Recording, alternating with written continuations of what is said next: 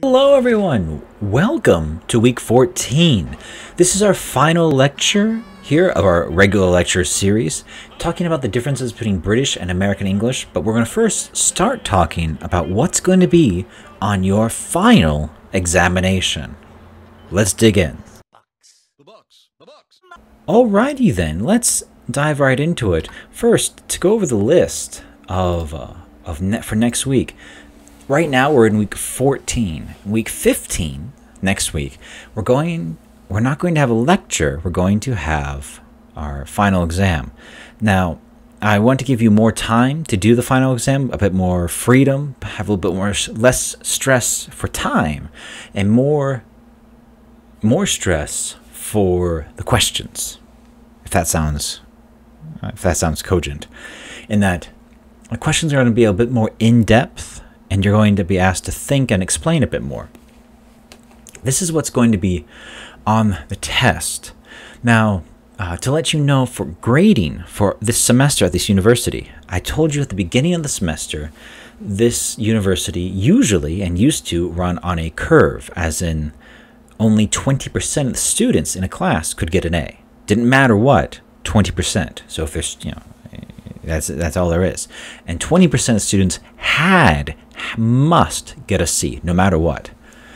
But with the online classes, because of COVID, we're allowed to have absolute grading. So if you get a 91%, which in normal times would have kicked you down to a B, that would be 91% would be an A minus now. So that's good. So this semester as well, we're absolute grading. So the grade you get is the grade you get is the grade you get, which is nice. Less stress in that regards. It's all on you.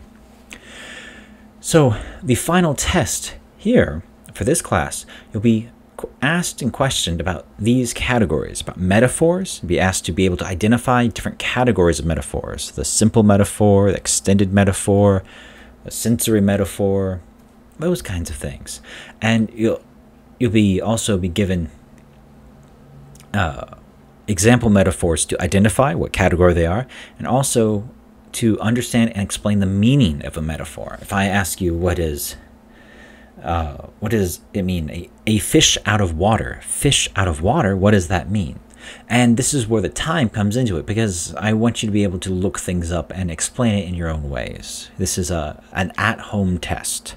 So some of these are going to be easier, and some are going to be more difficult. That will take a bit more explanation. And also, I'm going to ask you to create your own metaphor. You'll be given a situation. You'll be given the situation, and you'll need to make a metaphor that works. The situation should be quite obvious. Nothing too fanciful or wacky or crazy, but something where a metaphor, I think, a common metaphor that you've heard or can easily find will fit the situation well. But also, we're going to talk about transitions, and I'm going to ask you to identify when we use transitions, and you're going to make your own transitions between two paragraphs. Basically, just identify transitions when we use them, things like that. Active listening, be able to identify and know the different parts of active listening, the different methods of mirroring and the vocal tics, those things. Nothing too stressful there. Word origins. This one's going to be a bit bigger.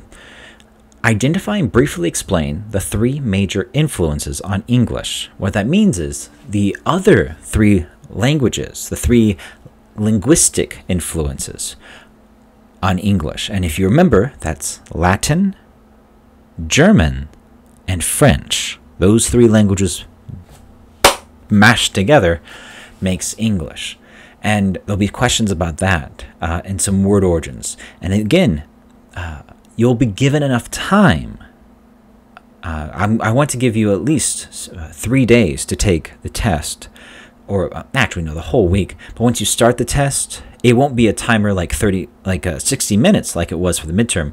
You'll have hundreds of hours to take care of it. Well, not hundreds, but you'll have at least 72 or 98 hours to complete it. You'll have time to look things up. But if you start your test late, you might run out of time. So I'll send a message over eClass as well to give you fair warning how much time you should expect this test to last. So you don't try to start the test when there's only 30 minutes before it's finished, because that's no good for anyone. Flag design, be able to identify the 5 design rules we used, and also I give you an example of a flag, and you'll need to identify what rules are being violated by the flag. And then today's subject, identification of differences between American and British English. That's what we're going to talk about today. And we'll go in depth today about American and British English, the 2 biggest groups of English that we see in the world today. That's the basic overview of the final exam. It'll be on eClass. It's open book, open note, open internet for all love. So the real test on this, of course, is knowledge. You need to get that part correct, but also your explanation. Are you able to express yourself well? All right, then let's dive right into American and British English, the 2 big types of English. I'm using the words GAE, General American English, and RP, that's the fancy word for received pronunciation. Some of us, when I asked you what your favorite accent of English was, several of you mentioned British English, and in particular, you mentioned Benedict Cumberbatch, the actor, and some certain movies or TV shows that he's been in, or Downton Abbey, or Dumbarton. What is it called? Bridgerton. That's the name. Bridgerton. It's on Netflix, that show, and how they talk, and that is received pronunciation English. People in Manchester or Birmingham or Liverpool or what's up north? Sunderland. They speak differently. So RP, received pronunciation, that's the fancy English. When you think of smart British person, that's RP. So it sounds a bit mean, but it's kind of true. All right, let's dive right in. GAE versus RP. So there's an old saying that America and Britain are 2 nations divided by a common language. We don't really know who that's true, but we do get the joke. You don't speak English, you speak American. As in, we speak differently. And if you've had classes with Claudia at this university, she speaks with the British English accent. And Christine and myself, we speak with General American English accents. So we do speak differently accent-wise and vocabulary-wise and grammar-wise, and we'll get into that. First, the most obvious one is vocabulary. Lots and lots and lots of different words. British people call that front part of the car that pops up and you see the engine and stuff, that's the bonnet. Americans say the hood. Americans go on vacation. British people go on holiday or holidays. New Yorkers live in apartments. Londoners live in flats. Same things, different vocabulary. The car, like a Sonata or Avante or K5, that kind of car in America is a sedan. In England, it's a saloon car. Same thing, different word. You might. So there's a lot more examples. Most of them are pretty self-explanatory.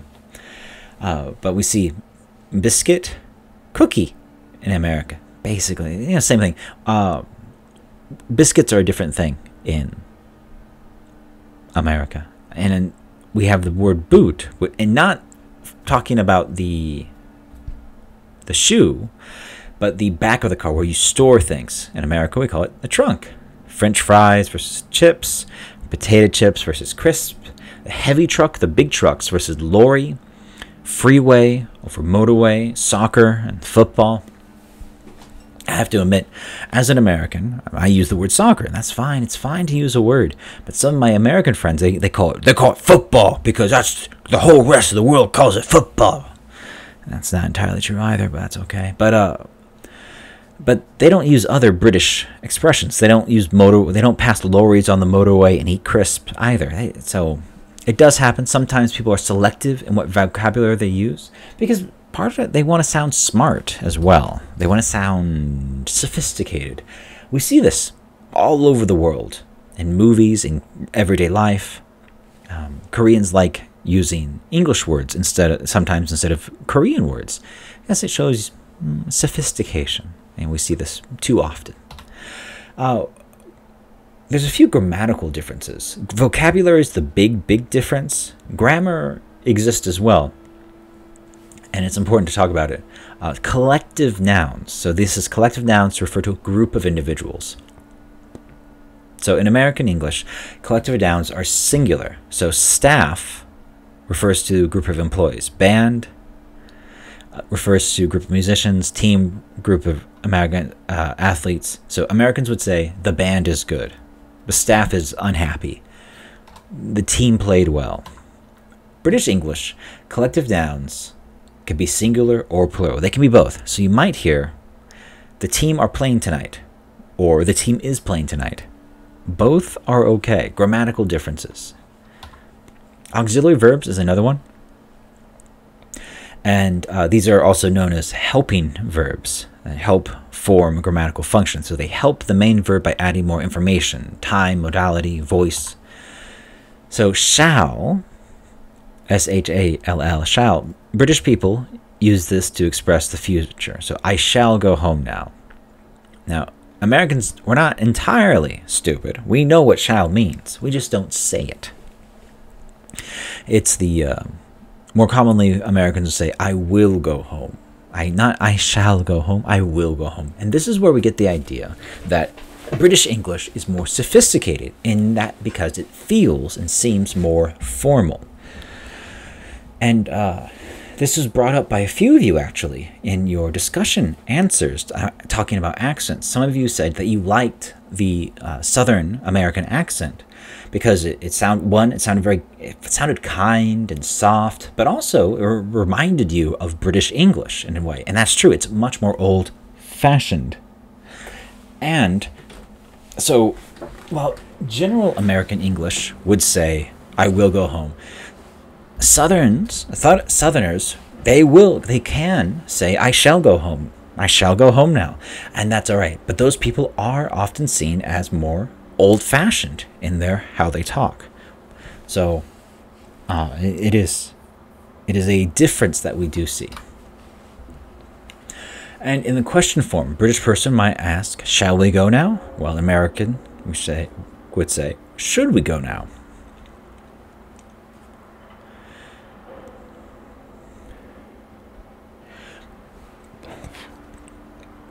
When Americans want to express a lack of obligation, something you don't need to do, so we use the helping verb do with the negative not, so do not. For example, you do not need to come to work today. You do not need to come to work today. British people often drop the auxiliary, drop the helping verb, and contract not. So saying you needn't come to work today.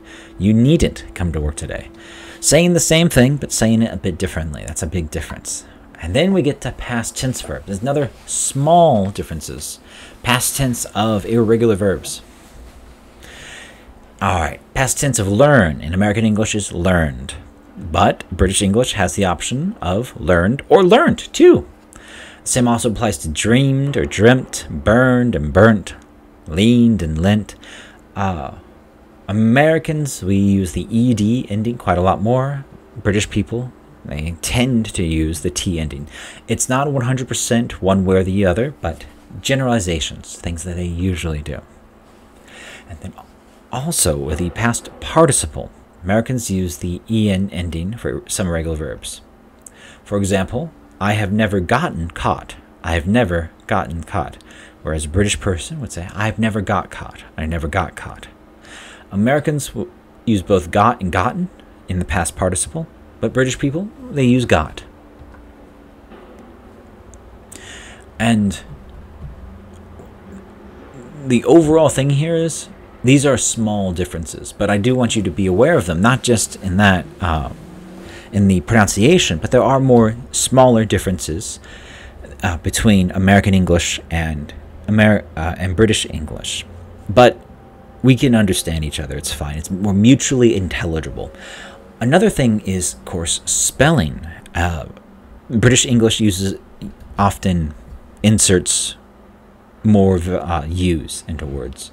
So so the word color, for example, COLOR in American English is COLOUR in British English. And because, so in England, in South Africa, Australia, New Zealand, Canada as well, they use British spelling. And so does a lot of other places, India, for example. So it's things to be aware of. Now, most of what you've been taught in your textbooks has been American English, but over the past decade, the time you've been in school, they've been introducing British English more into the textbook. So you've grown up a bit with both influences, which is nice. So something a bit interesting is that the case of Canada, and that Canada spells with British English, but their pronunciation is much closer to American English. So they are a mix of both ways. So it does happen. Another difference between the two is tag questions. So these are grammatical forms that turn a statement into a question. For example, the whole situation is unfortunate, isn't it? So the whole situation is unfortunate. Statement, isn't it? Tag question. Or we have the example, you don't like him, do you? You don't like him, do you? You don't like him, statement, but do you makes it into a question. Tag includes pronoun and its matching form, be, have, or do. When we ask tag questions, we're encouraging the other person to agree with us. And Americans use lots of tag questions. I had to stop using tag questions in Korea because they're a little confusing. Because you're listening, you hear a statement, and then suddenly there's a question, and you have to think about what the actual question is. British people use tag questions less often, but Americans do use tag questions a lot. Okay, and back into spelling. Hundreds and hundreds of minor spelling differences. Noah Webster, you might have heard this name before, Noah Webster. He made a dictionary, and that dictionary is still around. He was a lot of things. He wanted to reform English spelling in the late 1700s because English was very inconsistent. You have to remember, for hundreds of years, English wasn't really a written language. It was a spoken language, not written. This is similar to what Korean was for a long time, hundreds if not thousands of years, before Sejong Daewang said, hey everybody, this is Korean for Korea. This is Korean for Korea. Korean for Koreans. There we go. And codified spelling. And so for a long time, if you could write in English, as long as the other person could read it out loud and understand what you're trying to say, yeah, it was good enough. There's no one correct way of spelling things. And besides which, they might be using other languages if they're writing to each other. So a lot of inconsistencies. So Noah Webster, he wanted to make it consistent, and he wanted to show that he was American. He was a patriot. He wanted to make not English, but American English. And so he started simplifying, in a lot of ways, simplifying English spelling. So he took out U's. So color, C-O-L-O-R, as we see here, from color, C-O-L-O-U-R, honor, honor, labor, labor. Drop the U to make them match the pronunciation and to make it easier. This is, sometimes you'll hear the joke from British people like, Americans are so dumb. They can't even spell and things like that. So this happens. China, mainland China did this more recently with the Chinese written language to make it easier so some people can start to read and write it. Because Chinese by itself is, it's a bit hard. So that's why we have simplified Chinese. So there's a lot of these small differences. Of course, there's vocabulary differences between British English and American English we talked about before. And then there's differences between Australian and American and South African. They'll use different words because they have different influences. Another example that I'm just reminded of is zucchini and courgette. In America, we call it it's like ehobak, basically. It's a zucchini, the Italian word, and British people use courgette, the French word. Eggplant versus aubergine. Same thing, but different words. So if you understand one style of English, you'll understand the other. It's not the end of the world. You don't need to understand everything, but I wanted to introduce to you the main two groups of English that we have in the world today. And you have to remember, like, yeah, media-wise, television, movies, British movies are, and television especially, are very popular in America, and the vice versa as well. American media is very popular in England. And that wouldn't be true if they couldn't understand each other. So it's a nice thing to have. So they're different, but not too different. And there we have it. That is our final lecture. The test will go up on E-Class next week, and so I'll put that up. I'll have everything ready for you. If we have questions, make sure you ask them on E-Class Q&A so everyone can see, and we keep things together and everything nice and tidy. Overall, things have gone very well, I think, with this distant learning. It's always a difficult situation. So I'll be giving you your feedback on your projects as well, and then your final test. When your grades are ready, I'll let you know over E-Class, and I can let you know your informal grades. I can tell you over E-Class your percentage and things like that. And so you won't have any surprises coming, in July, I believe, when you see your official grades. And we can deal with those when we get there. Then, what else? And then there'll be exit surveys as well, but those will be informal, and I'll explain those when they come up. Excellent, everyone. Have a wonderful week, and we'll see each other on the flip side. Goodbye.